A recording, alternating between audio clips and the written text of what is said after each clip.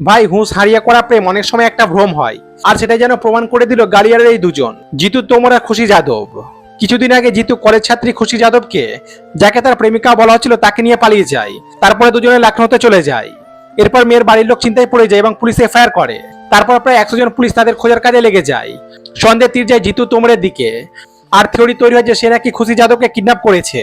কিন্তু কয়েকদিন পর একটা ভিডিও ভাইরাল হয়, যেখানে জিতু তোমর স্পষ্ট বলছিল, ভাই আমি ওকে কিডন্যাপ করিনি, আমরা 2.5 বছর ধরে রিলেশনশিপে আছি। সেই ভিডিওতে খুশি যাদব ও হাসি মুখে কথাটা মেনে নিয়েছিল। দুজনেই বলেছিল, ভাই আমাদের বাড়ির লোকজনকে বিরক্ত করবেন না, আমরা দুদিনের মধ্যে বাড়ি ফিরে আসছি।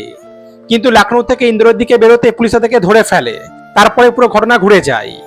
মেয়েটির বয়ান বদলে যায়, সে বলে ও আমাকে অপহরণ করেছে, জোর করে ভিডিওটা বানিয়েছে, আমি ওকে ভালোবাসি না। এরপর পুলিশের রিপোর্টে জিতু তোমরের কাছ থেকে একটা পিস্তল উদ্ধার হয় বলে জানা যায়। এখন আসলে এটা অপহরণ ছিল নাকি প্রেম, সেটা সময়ের সঙ্গে পুরো বদলে গেছে। তাই অনেকে বলছে ভারতের ছেলেদের একটা জিনিস বোঝা উচিত, কাউকে নিয়ে পালানোর আগে বুঝে নাও, পরে শুধু একটা বয়ান বদলালে পুরো গেমটা উল্টে যেতে পারে।